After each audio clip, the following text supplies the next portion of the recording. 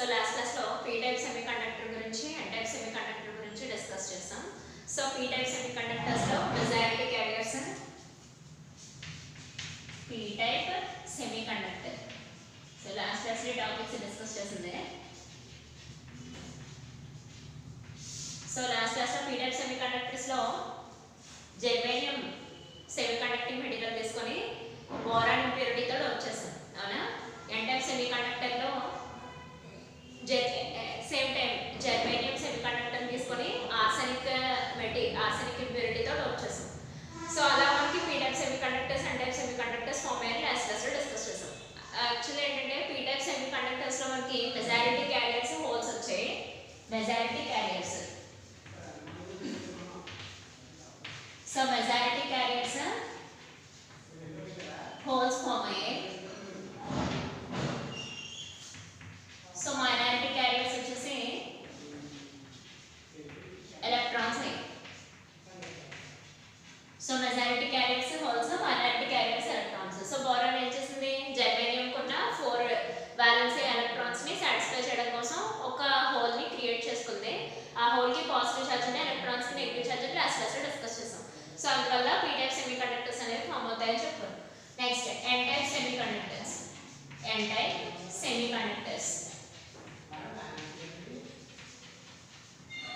So N type semiconductors లో majority carriers దీనికి opposite అన్నమాట. So majority carriers electrons. So majority carriers electrons, minority carriers holes. Majority carriers electrons, minority carriers వచ్చేసి holes.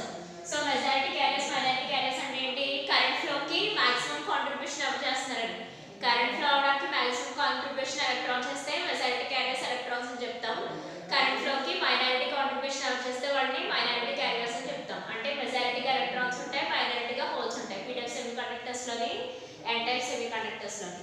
So ఈ P type, N type సెమీకండక్టర్స్ని combine చేసి PN junction diode form చేస్తాం అనమాట. దాన్ని జంక్షన్ డయోడ్ అని చెప్తారు, లేదా డయోడ్ అని కూడా చెప్తారు. సో ఈ పీ టైప్ సెమీకండక్టింగ్ మెటీరియల్స్ని, ఎన్ టైప్ సెమీకండక్టింగ్ మెటీరియల్స్ని ఫామ్ చేసేదే పిఎన్ జంక్షన్ డయోడ్.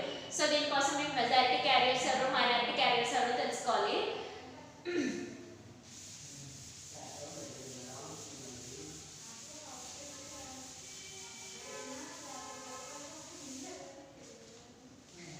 సో ఇప్పుడు పిఎన్ జంక్షన్ డయోడ్ గురించి తెలుసుకుందాం.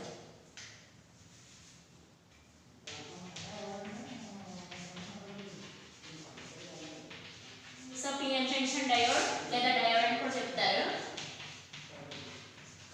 ఓకే, సో ఈ పిఎన్ జంక్షన్ డయోడ్ ఏంటంటే పీ టైప్ సెమీకండక్టర్స్ ని, ఎన్ టైప్ సెమీకండక్టర్స్ ని కంబైన్ చేసి ఫామ్ చేసే డివైస్ మనకి పిఎన్ జంక్షన్ డయోడ్ అవుతుంది.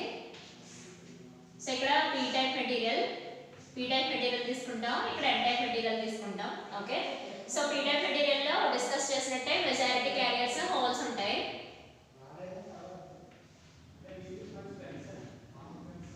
సో మెజారిటీ క్యారియర్స్, హోల్స్ ఉంటాయి. సో హోల్ ని ఈ టైప్ లో రిప్రజెంట్ చేస్తున్నాను, ఇక్కడ రాస్తున్నాను చూడండి. Majority carriers, holes, minority carriers, electrons ఉంటాయి పీ టైప్ సెమీకండక్టర్స్ లో. సో ఈ టైప్ రిప్రజెంటేషన్ కనబడితే మనకి ఎలక్ట్రాన్స్ అన్నమాట. సో ఇక్కడ మనం ఎలక్ట్రాన్స్ కూడా డ్రా చేసుకోవాలి. ప్రతి సెమీకండక్టింగ్ మెటీరియల్స్ లో హోల్స్, ఎలక్ట్రాన్స్ ఉంటాయి. అయితే హోల్స్, అయితే ఎలక్ట్రాన్స్ ఉంటాయని కాదు అని అర్థం. ప్రతి పీ టైప్ సెమీకండక్టర్స్ లో, P type semiconductor, N type semiconductors లో holes, electrons combination. Okay, so ఇక్కడ ఎన్ టైప్ సెమీకండక్టర్స్ లో కూడా సేమ్ డ్రా చేద్దాం. Electrons, so holes. So electron count ఎక్కువ ఉంటుంది, హోల్ కౌంట్ తక్కువ ఉంటుంది, అంతే డిఫరెన్స్. సో ఇక్కడ ఎలక్ట్రాన్ కౌంట్ ఎక్కువ ఉంది, హోల్ కౌంట్ తక్కువగా ఉంటుంది. ఓకే, సో ఇక్కడ ఇలా 0 చుట్టినవన్నీ హోల్స్, సమ్ డాట్ పెట్టినవన్నీ కూడా ఎలక్ట్రాన్స్ అన్నమాట. బట్ కానీ ఈ మధ్యలో గ్యాప్ ఎందుకు వదిలేసారంటే యాక్చువల్లీ ఇక్కడ ఒక జంక్షన్ లా ఫామ్ అవుతుంది, అనమాట. సో ఇక్కడ జంక్షన్ లాంటిది ఫామ్ అవుతుంది. సో దీన్ని జంక్షన్ అని పిలుస్తాం. అంటే P type material, N type material రెండు కంబైన్ చేసినప్పుడు జంక్షన్ లాంటిది ఫామ్ అవుతుంది. ఈ జంక్షన్ ఎందుకోసం ఫామ్ అవుతుందంటే పీ టైప్ నుంచి హోల్స్ ఎన్ సైడ్ కి అట్రాక్ట్ అవుతాయి. పీ సైడ్ నుంచి హోల్స్ ఎన్ సైడ్ కి అట్రాక్ట్ అవుతాయి. సో p సైడ్ లో ఉన్న పాజిటివ్ చార్జెస్ n సైడ్ లో ఉన్న ఎలక్ట్రాన్ నెగటివ్ చార్జెస్ కి అట్రాక్ట్ అవుతుంది. అదే విధంగా నెగటివ్ n సైడ్ లో ఉన్న electrons, so n type material లో ఉన్న ఎలక్ట్రాన్స్ p టైప్ మెటీరియల్ లో ఉన్న పాజిటివ్ చార్జ్ కి అట్రాక్ట్ అవుతుంది. ఓకే, సో ఏ డిస్కస్ చేసినది ఒకసారి ఇక్కడ రాసుకున్నట్టయితే, so p side holes attract the n side electrons. So p type లో ఉన్న holes majority holes, n type లో ఉన్న minority electron, n type లో ఉన్న majority electrons కి attract అవుతాయి. ఓకే, సో n side లో ఉన్న electrons attract the p side holes. Okay, so నేను ఇక్కడ ఏం డిస్కస్ చేశానో అదే ఒకసారి రాసానంటే క్లారిటీ కోసం. ఏమని, p సైడ్ లో ఉన్న మెజారిటీ హోల్స్ n సైడ్ లో ఉన్న ఎలక్ట్రాన్స్ కి అట్రాక్ట్ అవుతాయి. అంటే p సైడ్ నుంచి హోల్స్ మోషన్ వల్ల హోల్ కరెంట్, n సైడ్ నుంచి ఎలక్ట్రాన్స్ మోషన్ వల్ల ఎలక్ట్రాన్ కరెంట్ జనరేట్ అవుతుంది. అయితే కొన్ని ఎలక్ట్రాన్స్ ఫ్రీ ఎలక్ట్రాన్స్ ఫ్లో అయ్యి కరెంట్ ఇస్తాయి, బట్ కానీ కొన్ని మాత్రం ఈ జంక్షన్ దగ్గర అట్రాక్ట్ అయిపోయి ఇమ్మూవబుల్ అయాన్స్ ని ఫామ్ చేసేస్తాయి. అట్ జంక్షన్ వచ్చేటప్పటికి ఇమ్మూవబుల్ అయాన్స్ కింద ఫామ్ అయిపోతాయి. సో అట్రాక్ట్ అయిపోయి p సైడ్ లో ఉన్న హోల్స్ n సైడ్ లో ఎలక్ట్రాన్స్ కి అట్రాక్ట్ అవుతాయి, n సైడ్ లో ఉన్న ఎలక్ట్రాన్స్ p సైడ్ హోల్స్ కి అట్రాక్ట్ అవుతాయి. సో అలా అట్రాక్ట్ అయినప్పుడు జంక్షన్ ఫామ్ చేసి అక్కడ ఇమ్మూవబుల్ అయాన్స్ ని ఫామ్ చేసేస్తాయి ఈ పర్టికులర్ లేయర్. ఓకే, సో నేను డార్క్ చేసిన పర్టికులర్ లేయర్ ఈ జంక్షన్ లో మనకి ఇమ్మూవబుల్ అయాన్స్ ఫామ్ అయిపోతాయి. ఫర్ ఎగ్జాంపుల్ ఇక్కడ 100 హోల్స్ కన్సిడరేషన్ లో తీసుకున్నాం అనుకో, 70% వల్ల మనకి హోల్ కరెంట్ జనరేట్ అవుతుంది. ఓకే, హోల్ కరెంట్ జనరేట్ అవుతుంది హోల్స్ వల్ల. p సైడ్ లో మెజారిటీ క్యారియర్స్ హోల్స్ కదా, n సైడ్ లో మెజారిటీ క్యారియర్స్ ఎలక్ట్రాన్స్.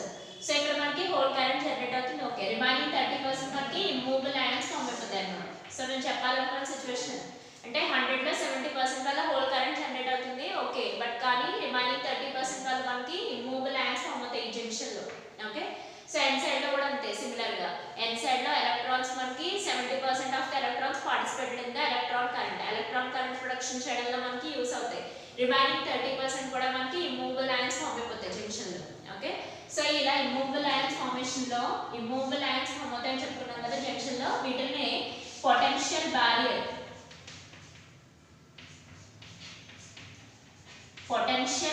అని చెప్తాం. సో ఈ జంక్షన్ నే మనం పొటెన్షియల్ బ్యారియర్ లేదా డిప్లీషన్ లేయర్ అని కూడా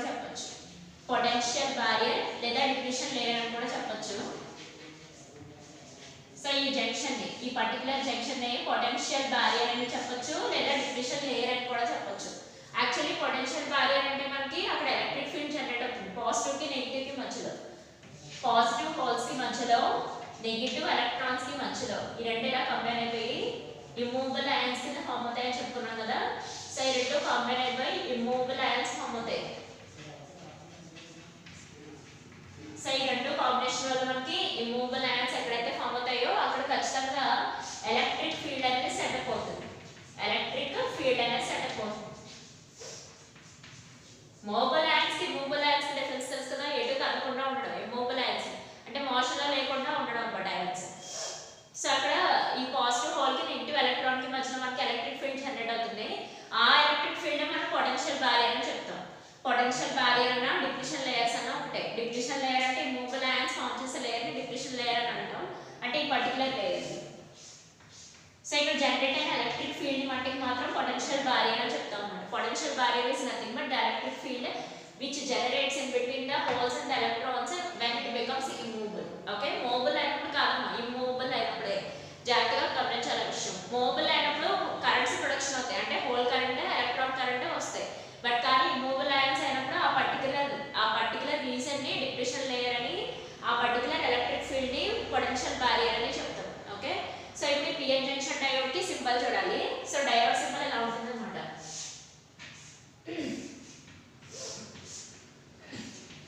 diode symbol PN junction diode symbol. ప్రతిసారి పిఎన్ జంక్షన్ డయోడ్ అని చెప్పడం, ఓన్లీ డయోడ్ అని చెప్తారు. సో డయోడ్ కి సింబల్ ఇలా కనిపించిన మనకి డయోడ్ అనమాట. సో దీన్ని ఇలా డార్క్ కూడా చేసుకోవచ్చు, ఇలా ప్లెయిన్ గా వేసినా పర్లేదు, ఇలా డార్క్ చేసినా కూడా పర్వాలేదు, ఎలా అయినా పర్వాలేదు. సో ఈ టెర్మినల్ ని యానోడ్ అని అంటాం. సో ఈ టెర్మినల్ యానోడ్ అంటాం. ఇది పాజిటివ్ సప్లై రిప్రజెంటేషన్ చేస్తుంది. సో ఈ టెర్మినల్ ని క్యాథోడ్ అని చెప్తాం. ఇది నెగిటివ్ సప్లై రిప్రజెంటేషన్ చేస్తుంది. ఓకే, సో ఒక టెర్మినల్ ని యానోడ్, ఒక టెర్మినల్ ని క్యాథోడ్ అని చెప్తాం. ఒకటి పాజిటివ్ టెర్మినల్ రిప్రజెంటేషన్ అయితే రెండోది నెగిటివ్ టెర్మినల్ రిప్రజెంటేషన్. సో అది డయోడ్ సింబల్. సో ఇప్పుడు డయోడ్ వర్కింగ్ చూడాలంటే ఫార్వర్డ్ బయాస్ లో ఎలా వర్క్ చేస్తుంది, రివర్స్ బయాస్ లో ఎలా వర్క్ చేస్తుందో డిస్కస్ చేయాలన్నమాట.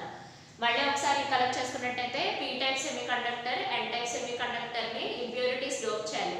డోప్ చేయడం అంటే లాస్ట్ లో డిస్కస్ చేసామంటే స్ట్రక్చర్ ని ఏ రకంగా డిస్టర్బ్ చేయకుండా మనం ఇంప్యూరిటీస్ ని యాడ్ చేయడం. So N type semiconductors లో పెంటావాలెంట్ ఇంప్యూరిటీస్ అంటే మనం ఆర్సెనిక్ తీసుకొని చెప్పుకున్నాం. సో ఇక్కడ ఉన్న ఆర్సెనిక్ కి 5 బ్యాలెన్స్ ఎలక్ట్రాన్స్ ఉంటాయి, జర్మేనియం కి బ్యాలెన్సేషన్ లో 4 ఎలక్ట్రాన్స్ ఉంటాయి. Out of 5 4 electrons covalent bond form చేసి సాటిస్ఫై చేస్తాయి. రిమైనింగ్ ఒక ఎలక్ట్రాన్ కూడా మనకి ఫ్రీ ఎలక్ట్రాన్. ఆ ఫ్రీ ఎలక్ట్రాన్ వల్ల మనకి ఎలక్ట్రాన్ కరెంట్ అనేది జనరేట్ అవుతుంది. హోల్స్ కూడా క్రియేట్ అవుతాయి, బట్ కానీ 70% ఎలక్ట్రాన్స్ ఉంటాయి, రిమైనింగ్ 30% హోల్స్ క్రియేట్ అవుతాయి ఎన్ టైప్ సెమీ కండక్టర్స్ లో. బట్ కానీ పీ టైప్ సెమీ కండక్టర్స్ వచ్చేటప్పటికి మనం పెంటావాలెంట్ ఇంప్యూరిటీస్ కాకుండా ట్రైవాలెంట్ ఇంప్యూరిటీస్ లో డోప్ చేస్తాం. సో ఆ ట్రైవాలెంట్ ఇంప్యూరిటీస్ మనం ఎగ్జాంపుల్ గా బోరాన్ తీసుకుంటాం.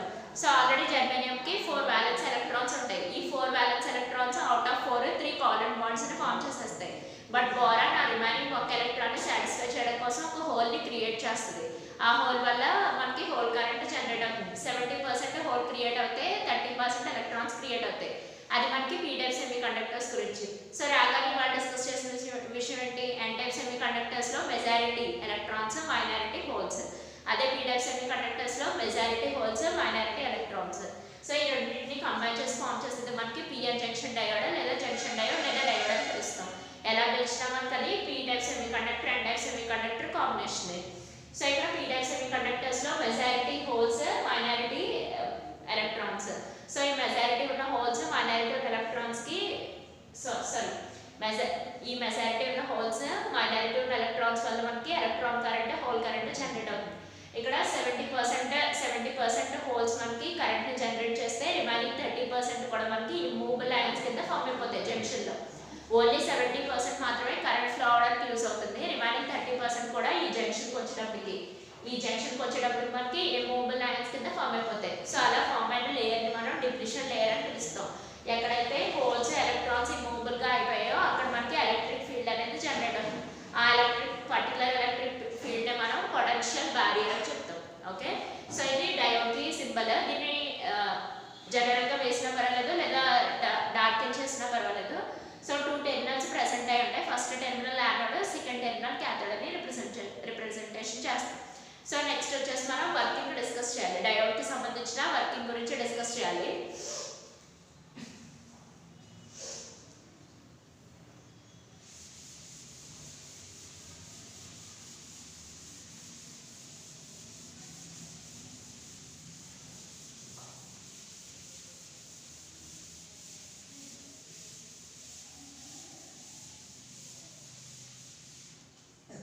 సో ఇప్పుడు working of a PN junction diode చూడాలి.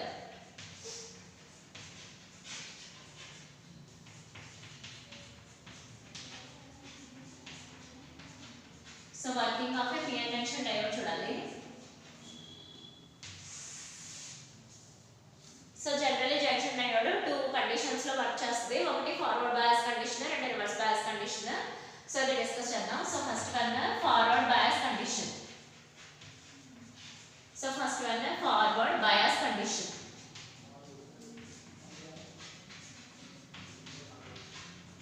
Okay. So second one reverse bias condition. So forward bias condition లో క్లారిటీ వస్తే ఆటోమేటిక్ గా రివర్స్ bias condition మీరే చెప్తారు. సో ఇక్కడ ఫార్వర్డ్ bias condition లో మనం పిఎన్ జంక్షన్ డయోడ్ ని డ్రా చేద్దాం. సో సింబల్ తో కూడా డ్రా చేసుకోవచ్చు, అది పెద్ద ఇబ్బంది ఏం కాదు. సో ఇది పీ టైప్ మెటీరియల్స్. సో ఇక్కడ వచ్చేసి మనకి ఎన్ టైప్ మెటీరియల్. సో మధ్యలో జంక్షన్ అనేది ఖచ్చితంగా ఉంటుంది. ఓకే, సో దీన్నే డిఫ్యూషన్ లేయర్ అని చెప్తాం. ఇక్కడ జనరేట్ అయ్యే ఎలక్ట్రిక్ ఫీల్డ్ మనం పొటెన్షియల్ బ్యారియర్ అని చెప్తాం అవునా. సో ఇక్కడ డిఫ్యూషన్ లేయర్ తీసుకున్నాం. సో ఇప్పుడు ఈ పీ టైప్ మెటీరియల్స్, సో ఇక్కడ మనం ఫామ్ అయ్యే పీ టైప్ మెటీరియల్స్ ని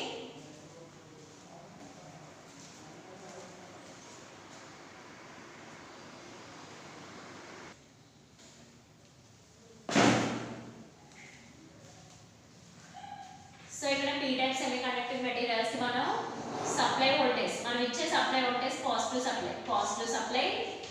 supply voltage.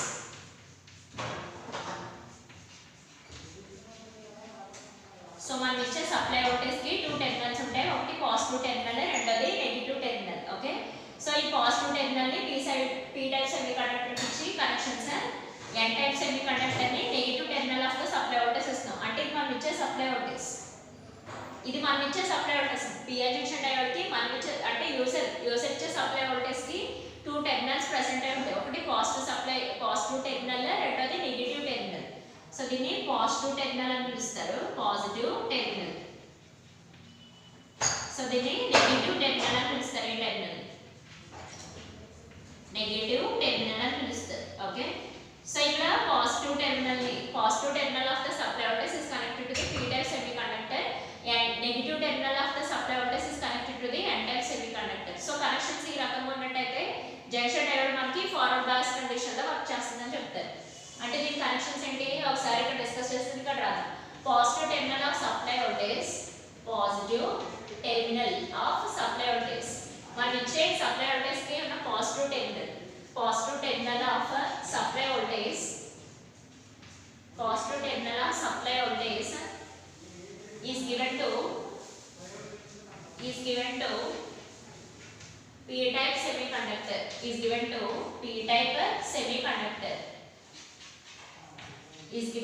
p type semiconductor so మళ్ళీ ఇంకో కనెక్షన్ ఏమొచ్చాం, negative terminal of the supply voltage. అంటే ఇది negative terminal of supply voltage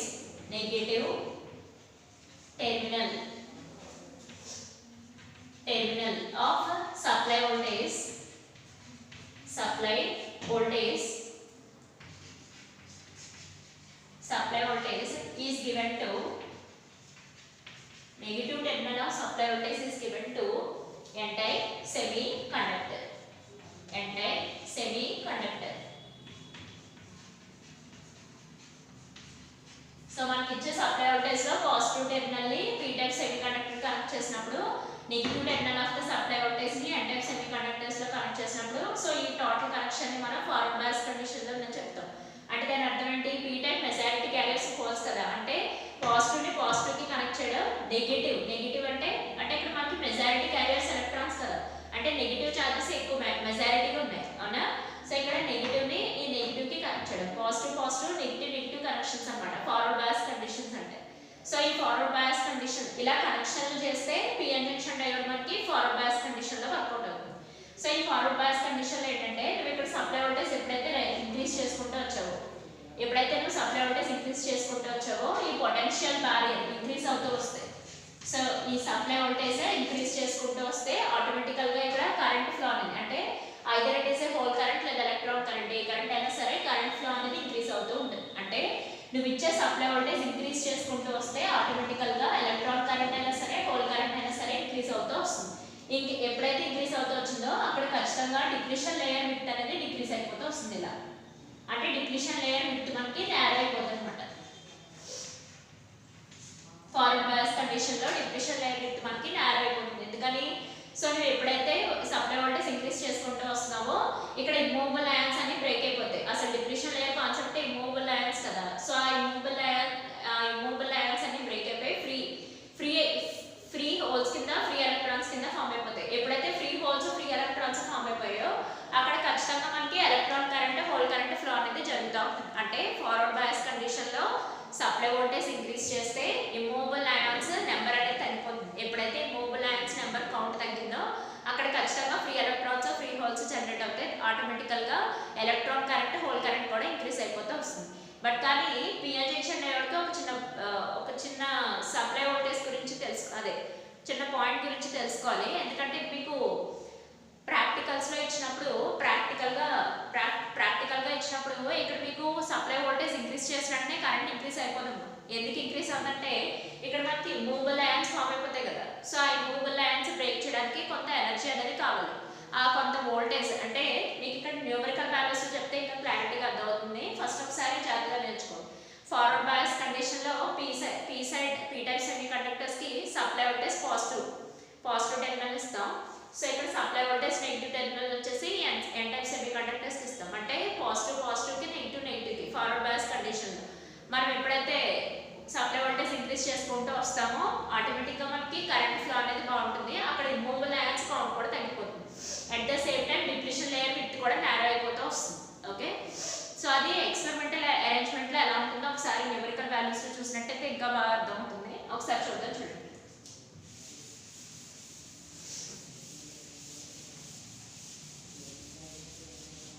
so నువ్వు ఇచ్చే సప్లై వోల్టేజ్ని ఫస్ట్ న్యూమరికల్ వాల్యూస్లో తీసుకుందాం.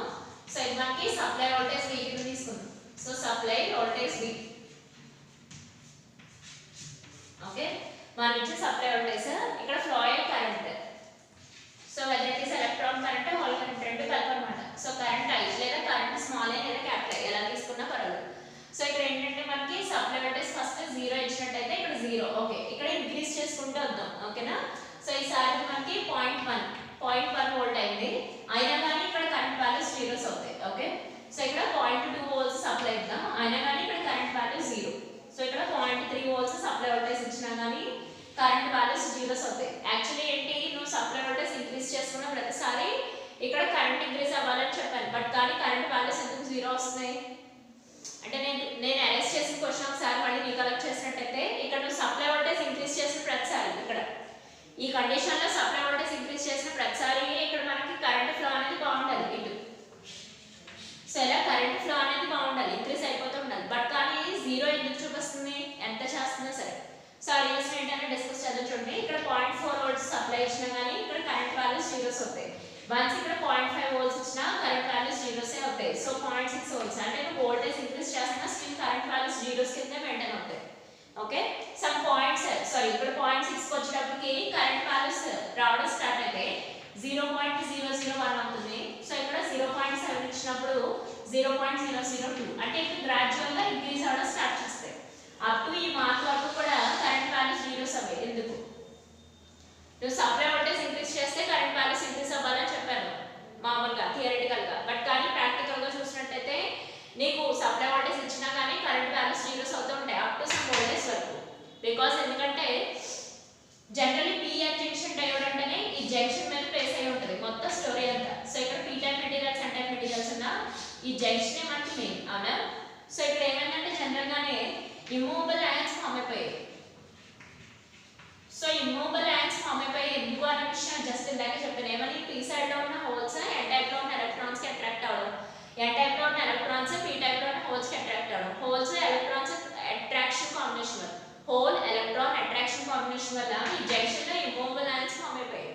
ఆ ఇమ్మూవబుల్ అయాన్స్ని మూవబుల్ అయాన్స్ కింద చేయడం కోసం ఆ ఇమ్మూవబుల్ అయాన్స్ని మూవబుల్ అయాన్స్ కింద చేసి ఇమ్మూవబుల్ అయాన్స్ని మూవబుల్ అయాన్స్ కింద చేయడం కోసం మూవబుల్ అయాన్స్ కింద చేసి ఈ డిప్లీషన్ లేయర్ విడ్త్ని డిక్రీజ్ చేయడం కోసం కొంత వోల్టేజ్ అనేది పడుతుంది. ఓకే, కొంత వోల్టేజ్ అనేది ఖచ్చితంగా అవసరం అవుతుంది. అందువల్ల నువ్వు ఎంత సప్లై వోల్టేజ్ ఇచ్చినా సరే కరెంట్ వాల్యూస్ మాత్రం జీరోనే అవుతాయి. ఆ పర్టికులర్ వోల్టేజ్ దగ్గర నుంచి ఇక్కడ డిప్లీషన్ లేయర్ విడ్త్ ఇంక్రీజ్ అవుతుంది, డిప్లీషన్ లేయర్ విడ్త్ ఇంక్రీజ్ అవుతుంది, depletion layer width increases depletion layer width decreases తగ్గిపోతూ వస్తుంది. Depletion layer width decreases, immovable ions కాస్త మూవబుల్ అయాన్స్ అయిపోతాయి. ప్రతిసారి మూవబుల్స్ అంటే కన్ఫ్యూజ్ అవ్వదు, జాగ్రత్తగా ఉండండి. ఇమ్మూవబుల్ అయాన్స్ అయితే డిప్లీషన్ లేయర్ విడ్త్ పెరుగుతుంది, మధ్యలో ఉన్న లేయర్ జంక్షన్ విడ్త్ పెరుగుతుంది. మూవబుల్ అయాన్స్ అయితే depletion layer width decrease narrow అయిపోతుంది అనమాట. ఆ కండిషన్ ఆ పర్టికులర్ ఆ ఇమ్మూవబుల్ అయాన్స్ ని మూవబుల్ అయాన్స్ ని చేయడం కోసం ఇమ్మూవబుల్ అసలు కదలేని అయాన్స్ ని కదిలే ఫ్రీ హోల్స్ ఫ్రీ ఎలక్ట్రాన్స్ కింద చేయడం కోసం కొంత వోల్టేజ్ అనేది అవసరం. అట్ ద సేమ్ టైం ఎప్పుడైతే మూవబుల్ అయాన్స్ అయిపోయి ఆటోమేటిక్గా మనకు తెలియకుండానే డిప్లీషన్ లెవెల్ విడ్త్ డిక్రీజ్ అయిపోతుంది. అందువల్ల నువ్వు వోల్టేజ్ సప్లై 0.5 వోల్ట్స్ ఇచ్చే వరకు కూడా మనకి కరెంట్ వాల్యూస్ జీరోస్ అవుతాయి. Once immovable ions movable ions అయినప్పుడు ఇమ్మూవబుల్ అయాన్స్ మనకి మూవబుల్ అయాన్స్ లేదా మూవబుల్ హోల్స్ ఎలక్ట్రాన్స్ అయినప్పుడు ఆటోమేటికల్గా డిప్లీషన్ లేయర్ విడ్త్ అనేది డిక్రీజ్ అయిపోతుంది. సో అందుకు మూవబుల్గా చేయడం కోసం మనకి పట్టే వోల్టేజ్ని మనం కట్ ఆఫ్ వోల్టేజ్ లేదా థ్రెషోల్డ్ వోల్టేజ్ అని చెప్తారు. కట్ ఆఫ్ వోల్టేజ్ లేదా థ్రెషోల్డ్ వోల్టేజ్ లేదా పొటెన్షియల్ బారియర్ వోల్టేజ్ అని చెప్తారు. సో మూడు పేర్లు అదే ఒకే పనికి 3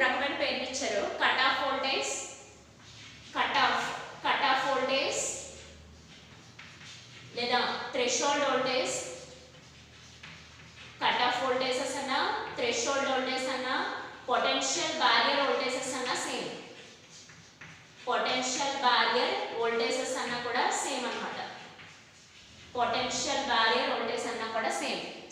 ఈ మూడు వోల్టేజ్ల యొక్క మెయిన్ పర్పస్ ఏంటి, మనకి ఇమ్మూవబుల్ అయాన్స్ ని మూవబుల్ ఎలక్ట్రాన్స్ హోల్స్ కింద క్రియేట్ చేసి ఆటోమేటికల్ గా కరెంట్ ఫ్లో వాల్యూస్ అనేది పెంచడం, at the same time depletion layer width ని మనం డిక్రీజ్ చేసుకుంటూ రావడం. ఈ మెయిన్ కాన్సెప్ట్ దీని మీద ఆధారపడి ఉంటుంది. అందువల్లే ఇక్కడ నువ్వు వోల్టేజ్ లెవెల్స్ ఇంక్రీజ్ చేసినా కానీ స్టిల్ కరెంట్ వాల్యూస్ జీరోస్ చూపించడానికి రీజన్ అది. ఓకే, అంటే ఆ పర్టికులర్ కట్ ఆఫ్ వోల్టేజ్, ఈ వోల్టేజ్ ని, ఈ 0.4 వోల్టేజ్ ని మనం కట్ ఆఫ్ వోల్టేజ్ లేదా 0.5 కాదు, ఈ 0.6 వోల్టేజ్ అంటాం. సో ఈ 0.6 ఎక్కడైతే కరెంట్ వాల్యూస్ రేజ్ అయిపోతూ వస్తాయి, ఎక్కడైతే కరెంట్ వాల్యూస్ రేజ్ అవుతూ వస్తాయో ఆ పర్టికులర్ వోల్టేజ్ ని మనం cut off voltage, threshold voltage లేదా పొటెన్షియల్ బ్యారియర్ వోల్టేజ్ అని చెప్తాము. ఓకే, డిప్లీషన్ లేయర్ వోల్టేజ్ ఎలా పెంచుకున్నా సరే మనకి ఆ పర్టికులర్ వోల్టేజ్ దగ్గర నుంచే మనకి కరెంట్ వాల్యూస్ అనేవి ఇంక్రీజ్ అవుతూ వస్తాయి. ఓకే, డిక్రీజ్ అవ్వము, వోల్టేజ్ ఇంక్రీజ్ చేస్తూ ఉంటే ఆటోమేటికల్గా కరెంట్ వాల్యూస్ కూడా ఇంక్రీజ్ అయిపోతూ వస్తాయి. బట్ కానీ ఆ పర్టికులర్ వోల్టేజ్ లెవెల్స్ వరకు కరెంట్ వాల్యూస్ జీరో వస్తాయి. Because the reason is to make immovable ions to the movable free electrons and holes to flow electron current and whole current so as to decrease the depletion layer width, decrease the depletion layer width. Okay, so depletion layer width decrease చేయడం కోసం immovable, ప్రతిసారి ఈ మాట పలుకుతున్న ప్రతిసారి మీరు confuse అవ్వకుండా జాగ్రత్తగా అర్థం చేసుకోండి. ఇమ్మూవబుల్ ని మూవబుల్ కింద చేయడం, at the same time depletion layer width decrease చేయడం కోసం కొంత వోల్టేజ్ అవసరం. ఆ వోల్టేజ్ వచ్చే వరకు కూడా మనకి కరెంట్ వాల్యూస్ జీరోస్ అవుతాయి. ఎప్పుడైతే ఆ వోల్టేజ్ మనకి క్రియేట్ అయిందో ఆటోమేటికల్ గా కరెంట్ వాల్యూస్ ఇంక్రీజ్ అవుతాయి. సో ఫార్వర్డ్ బయాస్ కండిషన్ లో అది జస్ట్ కనెక్షన్ ప్రాబ్లమ్స్ అంతే. మీరు జంక్షన్ డయోడ్ కి కనెక్షన్స్ ని జాగ్రత్తగా చూసుకొని ఇవ్వాలి. అప్పుడే మనకి తీసుకున్న ఎక్స్పెరిమెంటల్ సెటప్ కరెక్ట్ గా వర్కౌట్ అవుతుంది. ఓకే, సో ఇదంతా మనకి ఫార్వర్డ్ బయాస్ కండిషన్ లో. దీనికి ఆపోజిట్ లో ఆలోచించాలి. రివర్స్ బయాస్ కండిషన్ అంటే దాని అర్థం ఏంటి, సప్లై వోల్టేజ్ టెర్మినల్ ని ఆపోజిట్ లో ఇవ్వాలన్నమాట. అంటే దాని అర్థం పీ టైప్ సెమీ కండక్టర్స్ కి నెగిటివ్ టెర్మినల్స్ ఇవ్వాలి, ఎన్ టైప్ సెమీ కండక్టర్స్ కి పాజిటివ్ టెర్మినల్స్ ఇవ్వాలి. అది రివర్స్ బయాస్ కండిషన్ ఉంటుంది. సో ఇదంతా మనకి వర్కింగ్ లాగా వస్తుంది అనమాట. ఓకే, సో దీన్నే సింబల్ తో కూడా చెప్పొచ్చు, డయోడ్ సింబల్ తో కూడా చెప్పొచ్చు. సో ఈ డయోడ్ సింబల్ వేసినప్పుడు జాగ్రత్త. దీని తర్వాత లాజిక్ గేట్స్ అనే ఒక సెపరేట్ యూనిట్స్ ఉంటాయి, డిజిటల్ ఎలక్ట్రానిక్స్. సో ఆ లాజిక్ గేట్స్ కూడా మనకి నాట్ గేట్ ఇలాగే ఉంటుంది కొంచెం దగ్గరలో. సో అది ఆ పర్టికులర్ యూనిట్ డిస్కస్ చేసినప్పుడు డిస్కస్ చేద్దాం. ఓకే.